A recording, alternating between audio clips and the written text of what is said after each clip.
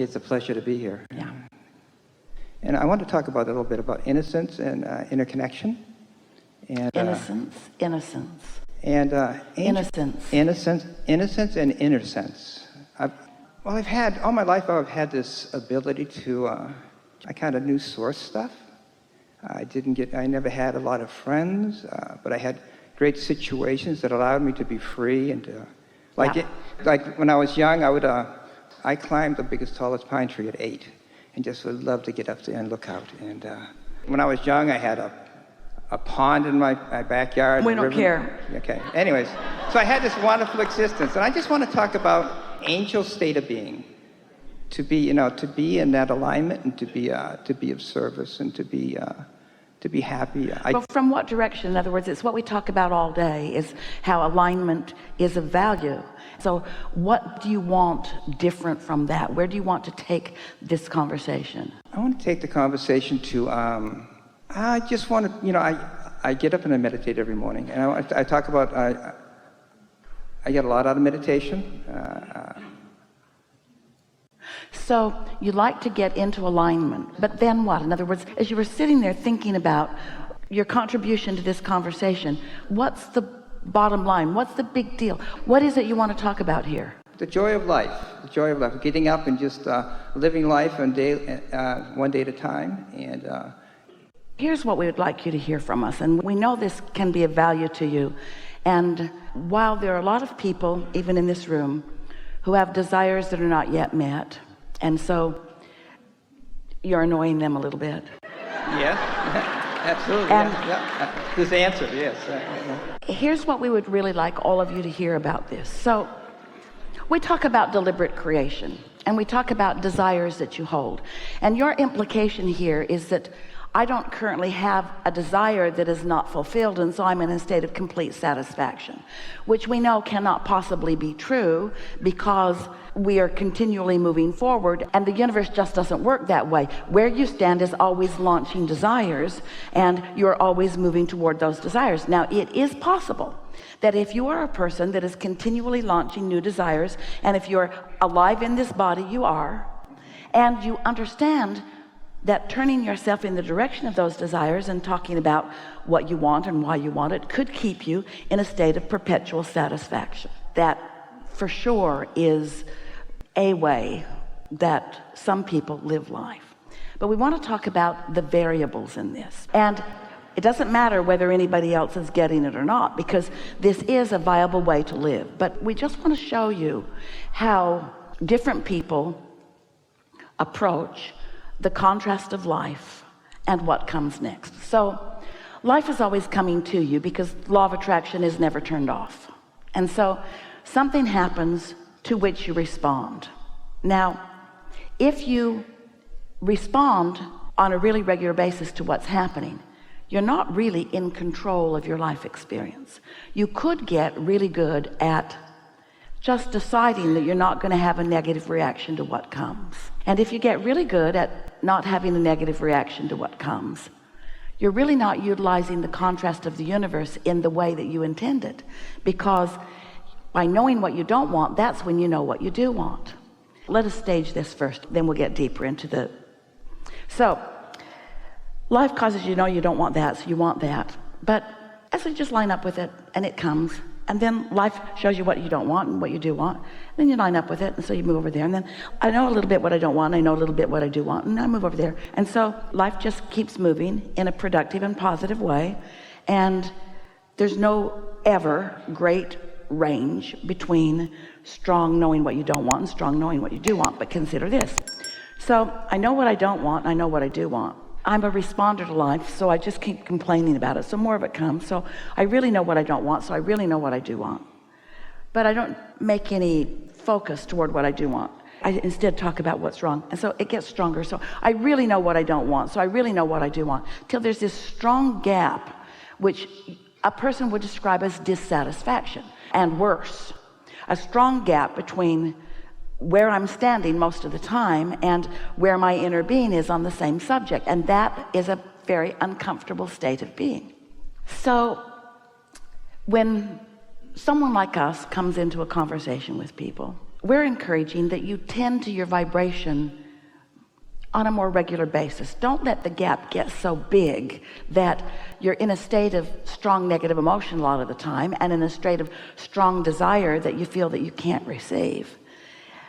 And it doesn't matter really how far apart you are, you can always find your way back. We've written lots of books with lots of processes to show you how to do that, but set that aside just for a little bit and hear the important piece that's coming out of this. It is important and it is new.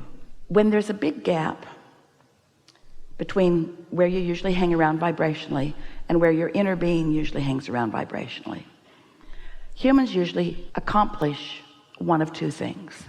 They either realize their emotional guidance system and start doing a more deliberate job of focusing on what they want, so that what they've asked for in their vortex starts flowing into their experience, or they get so tired of feeling bad that they just turn off feeling.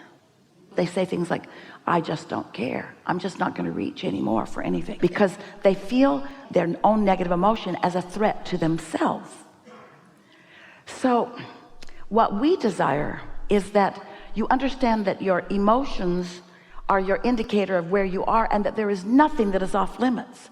Sometimes people say, Abraham, you feel to me like you are a schizophrenic, because sometimes you say, focus on what you want, think about what you want, script it and set goals and talk to others about it and speak positively about what you want and make lists of positive aspects. And other times you say, just meditate, just cool your jets, just get into the receiving mode, let what's already in the vortex flow into your experience.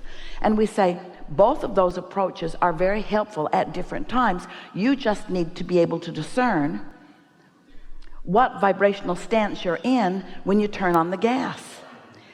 And we know for sure that when you stand often in a place of alignment, that the law of attraction causes momentum on that, and that momentum causes a big and robust life to come to you.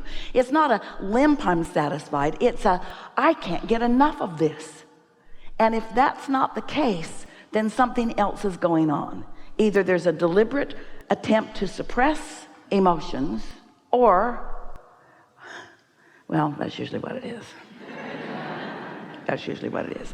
So we're not resistant to the idea that you feel satisfied a lot, but we do know for sure that there's a whole lot going on in your vortex, that if you would let yourself look in the direction of it, that you'd get your juices flowing. Are you sort of getting what we're talking about? This is the subject of law of attraction, and the subject of law of attraction is the subject of momentum. And whatever you give your attention to, momentum ensues. So if you give your attention to what you want, momentum happens and you get called that way. And if you give your attention on that subject to what you don't want, momentum happens and you get called in that direction. And that causes a splitting of energy that does not feel good. And so all you can do is let go of the conversation of what you don't want and turn in the direction of what you do want. But when you do that, all kinds of momentum begins to happen, and your life gets bigger and faster. And there's not this, I'm contented or satisfied in the thing that I don't want more. All right, so now you talk. Okay, so basically, I have a big life. I really do. I just have a simpler life, though. I do the simple stuff of doing stuff, and I just wanted to bring some satisfaction. Say that satisfaction thing. I just wanted to just get up here and be grateful and thankful. And I hear what you're saying. I do tend to suppress some stuff. We've just never known anyone, and we know everyone. We've just never known anyone who is still in their physical body and still exposed to life that isn't still launching desires. And if you're launching desires, then you're feeling some emotion about it. And that emotion is the cutting edge of life. We never want to give anyone the impression that your goal in life is to get into a place where you don't feel contrast, because contrast is the stuff. It's the step one stuff of the equation. It's what puts the momentum in things. It's what puts everything that you want in your vortex, you see. And so sometimes times it is as if we give you the impression that negative emotion is something that you want to avoid, and it brings about a sort of attitude of complacency, which is like putting a squelching or muting or limiting factor on your life experience, you see. And we just sort of want you to wake up and shake yourself a little bit and think about the things that you're still asking for, and let the powerful universal forces give you some enthusiasm for life.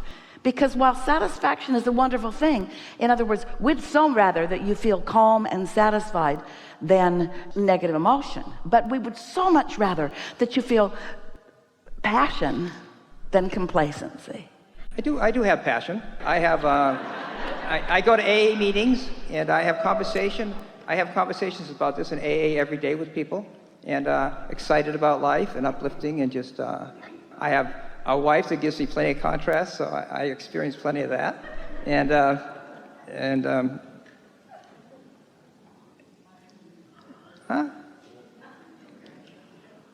I've had a big life, and I just enjoy being part of this show, and to be a cooperative component. And just, so we hear everything you say, and we are not disagreeing with anything that you say, but there's something really good for us. There's a really good nugget here, so let's just stay here until we conclude it together. Okay. We're almost there. What we're getting at here is that the universe is responding to your vibration at all times, and not to your words. While sometimes words can guide you into emotions or into vibrations, how you feel is the strongest indication of your vibration. So we're just gonna throw out some choices, and if you want to play, we'd like you to. So as you're moving through most days, do you think you lean more toward enthusiasm? Yeah, absolutely. I do.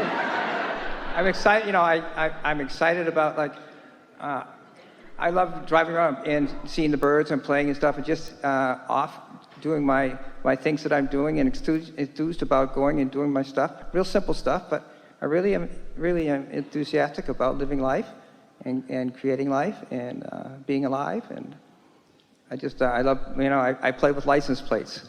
And you show me numbers, and just alignment shows all over the place. And so I'm enthused about that. And so when you're sitting there, and now you're sitting here, and you have a lot of people who are interested in what you have to say, and we really are interested in what you have to say, and you have a sentence or two or three or four or five in which to express what you'd like anyone who's looking on to know about your philosophy of life and what life has shown you, what is it? I'd like to say that I'm so happy to be alive, and to be a participant in bringing new states of being to this planet, and to be able to allow my vortex to manifest and share that with people, and be thrilled with the process of life, and looking forward to new situations that are going to thrill me and jag me a little bit once in a while, and give me an opportunity to have experience with people and in situations. And we think that's a powerful message. Okay. Yeah. Thank you.